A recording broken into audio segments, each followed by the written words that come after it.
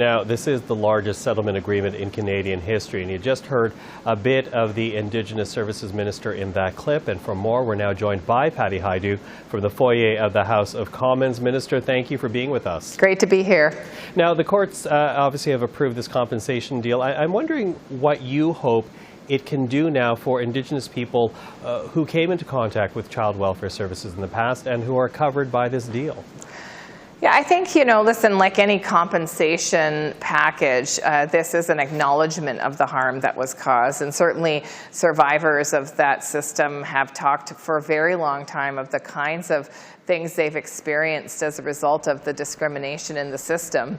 But I think to be clear, I mean, compensation can't, it can't restore many of those harms. It's an acknowledgement, though, that I think survivors have been calling for a very long time. Okay, but to that, I'm wondering what your reaction is to Cindy Blackstock, of course, a well-known advocate for First Nations children, and she says with this compensation coming out, even before it came out, that there's still work to be done, that First Nations children are still, as she says, being discriminated against and being poorly served by the system. What do you say to that?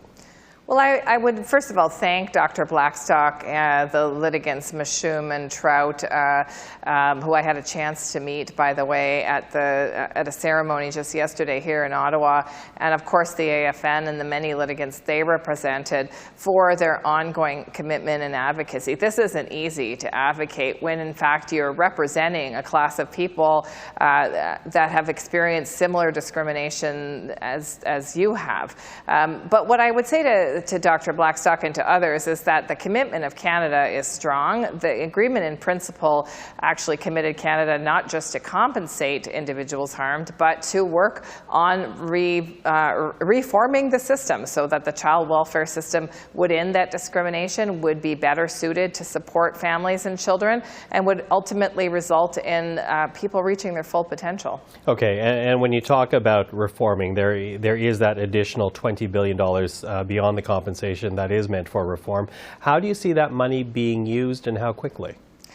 Well, that additional $20 billion, as you rightly point out, is part of the agreement in principle that was struck almost 2 years ago. And that $20 billion, that additional $20 billion, it is the foundation of the work that we're doing with the parties to transform a system that has long been rooted in systemic discrimination. So it's looking at everything from how money is apportioned to how we can increase self-determination and for Indigenous peoples to really manage their own affairs in terms of child and family and children's services. That work, by the way, we didn't wait for this reform to happen. The Government of Canada, as you know, a number of years ago passed C-92, which is about reforming child and family services and restoring control to First Nations. There's about 10 of these coordination agreements across the country now with long-term funding.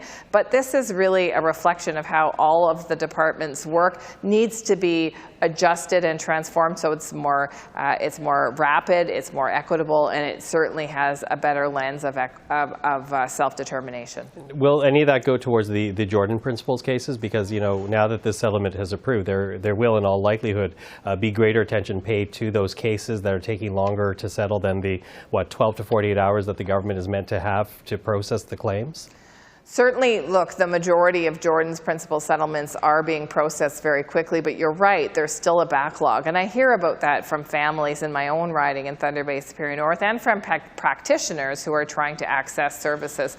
That is part of reforming the system, to make sure that the system is working in all of the aspects that it is expected to provide care for children and families in a way that's rapid, in a way that's trauma-informed, in a way that's Indigenous-led. And that's that hard work ahead of us. Dr. Blackstock is right to continue to press, as are the other Indigenous leaders in this space. Now, part of the settlement is also calling on the Prime Minister to apologize publicly for the underfunding of the child welfare system. Do you think that will happen anytime soon? Well, certainly I've spoken, as I mentioned yesterday, with many of the individual litigants that really began this hard work of seeking justice for themselves and for the people that, like them, that have been so harmed. And I understand that call for an apology. I think the $23 billion settlement is implicitly acknowledging the role that Canada had in the systemic discrimination against Indigenous children. And I certainly have forwarded that request to the Prime Minister's office. And I know that he and his team will be looking at that request very closely. Okay. Minister Hajdu, I know no one expected the ruling to come out today, so really appreciate you making time for us this evening. Appreciate it. Thank you. It's good news today for Indigenous children and families. Take care, Minister. Thank you.